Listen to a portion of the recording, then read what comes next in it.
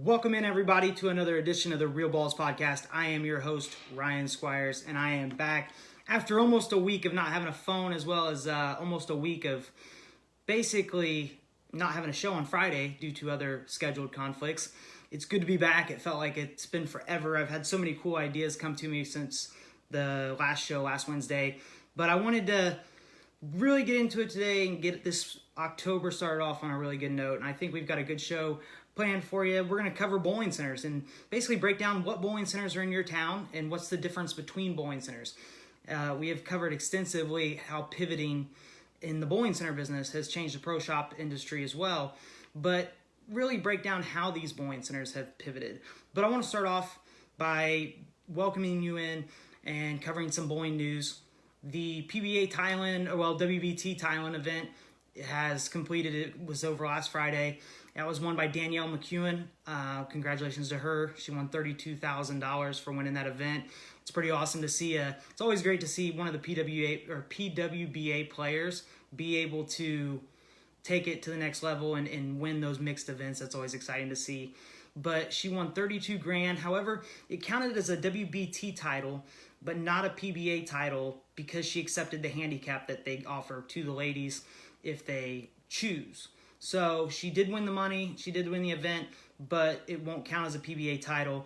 I want to congratulate Walter Ray Williams Jr., the GOAT, on winning another 10 grand at the PBA 50 Storm Invitational. So congratulations to Walter and all the ladies at PABCON for Team USA that competed and won medals. Congratulations to them. But I really want to dive into bowling center types and how they've adjusted over the years.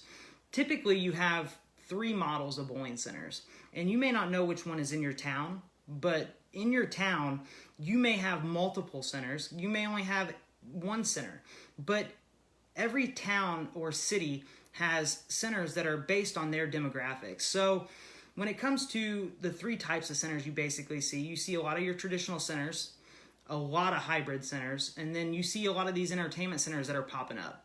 So I want to break those down and kind of discuss how those will impact the pro shops, but also how they will impact bowling going forward. So typically when you think of more lane beds, you think that that's a good thing. You think, oh, the more lane beds, the better.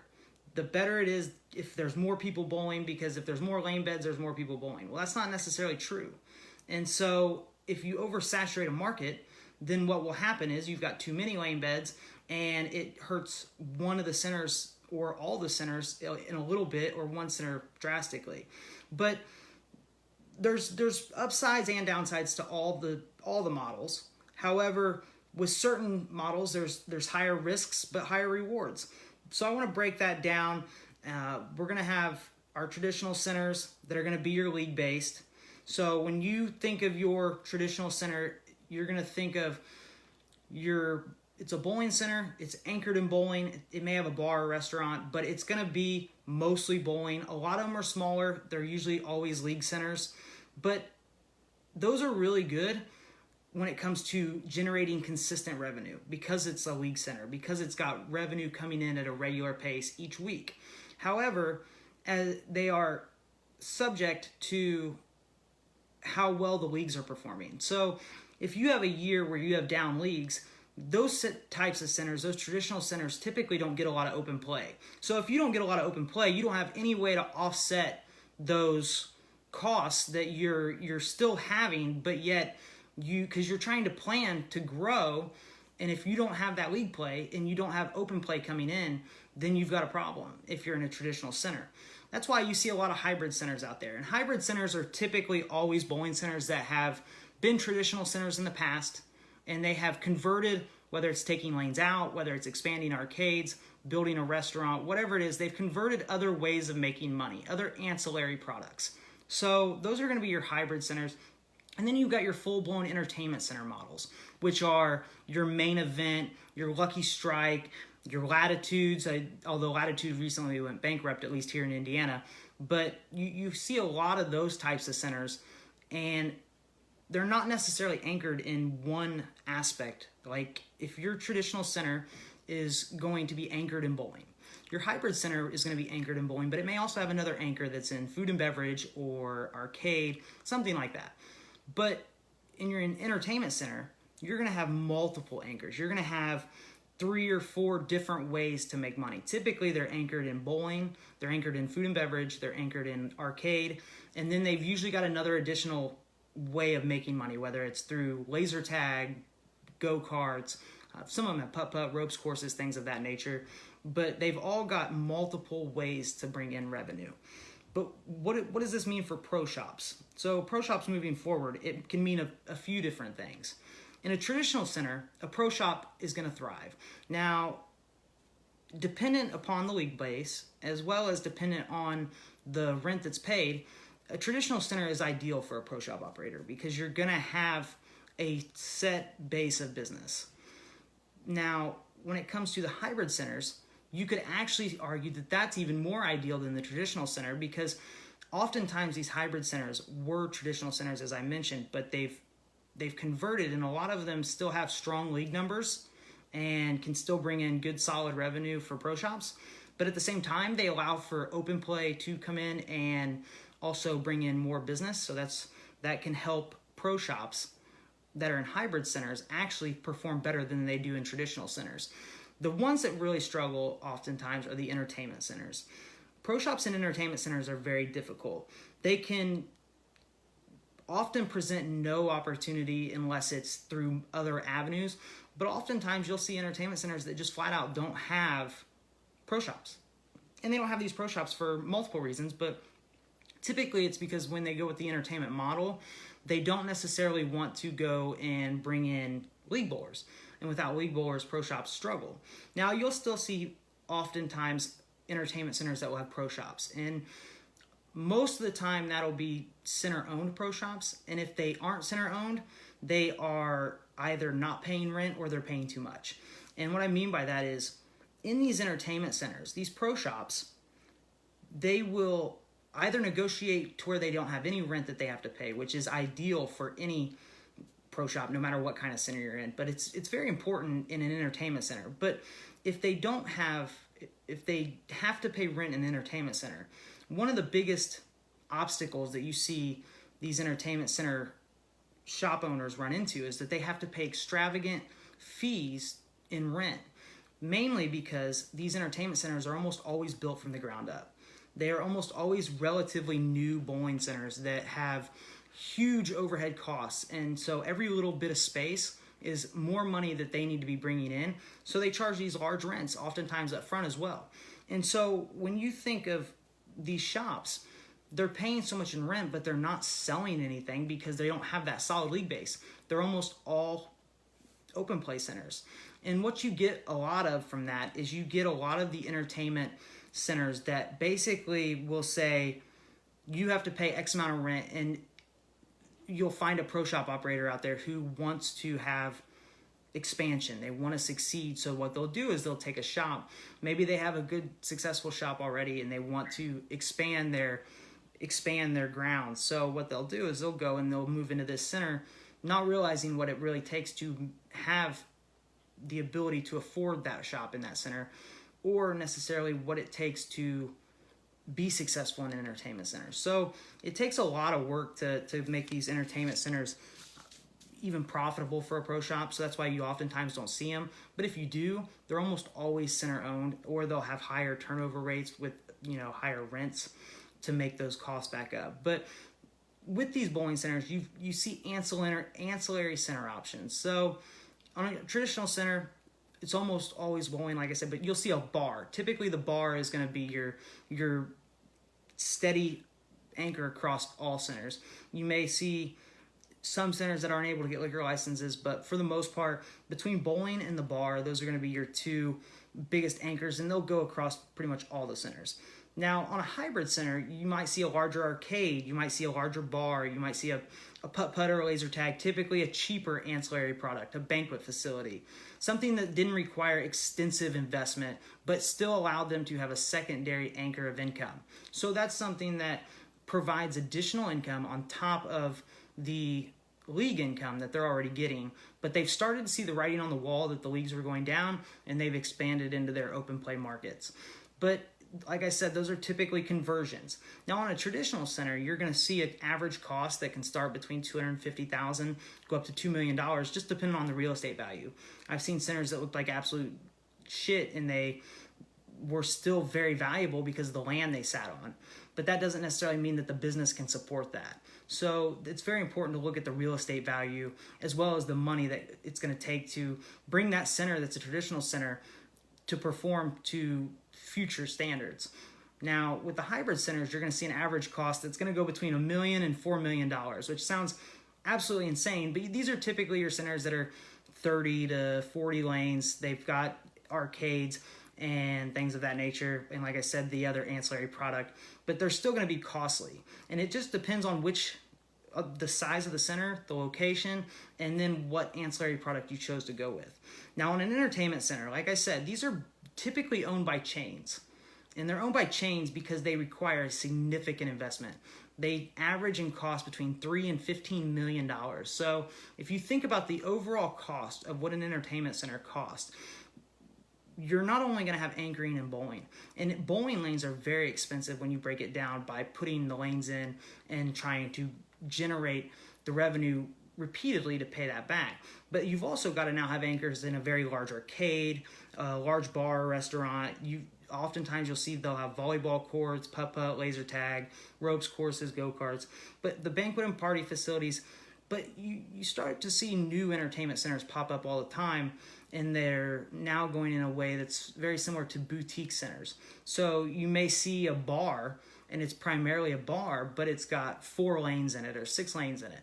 And the main focus of that, such as Punch Bowl Social or something like that, the main purpose of that is simply to get people in the door to drink and have a good time. And then the bowling is a secondary thought. So it's not anchored in bowling, it's anchored in the bar. Like I said, most of these entertainment centers are not always anchored in bowling. They're often anchored in multiple areas because their costs are so high. What we know about all these centers is that traditional centers without a pivot move or that haven't already began to become hybrids are becoming harder and harder to maintain. Their equipment needs remodeled. They need to add more product availability. They're typically in smaller areas, smaller populations. And in those smaller populations, those smaller towns, it becomes very difficult to change the culture and change the perception around those centers. So in that town. Now with a hybrid, you see the strongest potential model here, and it just allows you to bring in more revenue, more overall revenue coming in the door, more opportunity to make money. But in the entertainment side, which is what you've seen a lot more pop up over the last few years, it's got to be in a bigger city. If you don't have the population to support it, it's very difficult because it requires such a large investment. Now, if they don't do leagues, that means even Monday through Friday, not just on the weekend, but Monday through Friday, they have to have open play coming in the doors all the time. They've constantly got to be generating open play money. And open play money, there used to be a saying that leagues pay your bills and open play gives you your profit. But the fact is that if you're in an entertainment center with massive real estate value or massive overhead, what's happened is that you have to generate so much open play at $4 a game or whatever to get the ability to pay that back. And it's often very difficult to do so. However, most of these, like I said, are chain owned, or they've managed to take one center and leverage it to get money to purchase another center. And it's really, honestly, if you look at a lot of them, it's like a house of cards where they start to fall down little by little. You know, if they don't continue to build new locations or continue to develop, what happens is that they can't pay back what they had to pay or what they had to borrow from the last one. So, like I said, it's many different options, but I encourage everybody not to really look at their center and think, oh, well, you know, I went to this center, it was an entertainment center, and so my center in my town, that's a smaller traditional center, you know, it sucks compared to the entertainment. That's not necessarily true. It's just dependent on what you prefer. Most of those entertainment centers are a luxury item, but if that was in your town, while you may think it's nicer, if you go to a bigger city and you bowl at one of those entertainment centers, you're going to pay a lot more than probably what you're going to pay your traditional center. And if your traditional center charged the rates that entertainment center charged, you would have a fit. You'd be absolutely furious. You wouldn't go back. And so while you look at it and say, well, paying and I'm going to the entertainment center for a treat, they're not asking you to come back every week. They don't want you to come back every week unless you're going to come back and open play. They want you to come in, spend a few $100s on a treat, and then, go home. Whereas a traditional center has to have you come in week after week after week. So like I said, I encourage everyone not to look at it and say, it's got to be this or it's got to be that. Not every center, just because it doesn't have putt-putt or laser tag or whatever, doesn't mean it's a bad facility. It just means that there is other things that are possibly in that town. There's other areas in which the money that could be spent to do upgrades and things are being done in other places. So there's a lot of things that can go into that, but bowling is a very expensive business to own. It's very, very expensive. It's very costly. It's very time consuming. And quite honestly, it's unappreciated by almost everybody. It really is. I mean, if you owned a center, I remember just thinking back when I had my center, just all the time, basically thinking, what's going to break next? I always said if I ever own another business, I'm never going to own one that has machinery, because you never know what's going to happen on any given league night. And, I always enjoyed the fact that we could fill the house up on league night. And so we would fill the house up, but then you had your buffer pair. But what happens when you have a breakdown if that buffer pair is already being used? So it's very stressful, it's very expensive, and it's very underappreciated. So like I said, I encourage everybody to look at the bowling center business and don't just see dollar signs, because it's very, very capital heavy. And so there's a lot of reinvestment and there's a lot of time that goes into it. But your neighborhood center, your boutique center, your hybrid center, your entertainment center, your traditional center, whatever is in your town, just support that facility. Support what's local to you. That way they can continue to be in that town, because oftentimes, like I said, more is not always better. More lane beds is not always better. You see a lot of towns. I look at Indianapolis as a perfect example. There's roughly 6 or 7 bowling centers, large bowling centers, Royal Penn size and bigger, all around the suburbs of Indianapolis. And that basically has created a massive overage of lane beds. There's too many lane beds in the city of Indianapolis. They can't fill them. And so what ends up happening is now you have these entertainment centers that are these chains such as Main Event. Latitude 39 tried to come into Indy. They built this nice facility. Well, they went bankrupt. They got bought by Main Event. Main Event has the capital to keep it going, but with all those other options to go to, it's solely a recreation entertainment center. And now they're talking about building another one with bowling that's got laser tag featured just down the road from a center that's not too far from that has laser tag. So, like I said, they oversaturate these markets. It requires huge investment, which is a significant risk to anybody who's thinking bowling's just a cash cow, because it's really not. There's just so much overhead investment that it does take a lot of patience to make that investment back. And like I said, it's very difficult to always keep the machinery running. It's very difficult to keep your league base happy, keep your open play happy. It's a process that takes a lot of time. And so if you're somebody who maybe goes out on league and complains or something, give your center owner or manager a break. Every once in a while. You never know who quit or whatever was going on. But at the same time, make sure that you're getting what you pay for. It's a good trade-off. If your center owner takes good care of you, make sure to appreciate that and support them in your town. If not, there's plenty of centers out there still in a lot of these cities. So, like I said, it's good to be back. It's good to have everybody come in, and I can't wait to get this show out to everybody. But I will be in on Monday, Wednesday, and Friday doing episodes 5 p.m. Eastern time. Got really good shows this week, and I really look forward to it. But like I said, I want to congratulate those bowlers that won their events that we did earlier in the show, as well as talk about bowling centers. But I can't wait till Wednesday's show, and I look forward to joining all of you. But I appreciate you stopping by, listening, checking out the podcast, and I will see you all on Wednesday. Thanks again for checking out the Real Ballz podcast. I'm Ryan Squires. Have a good evening, and get your October started off on a good one. Thanks.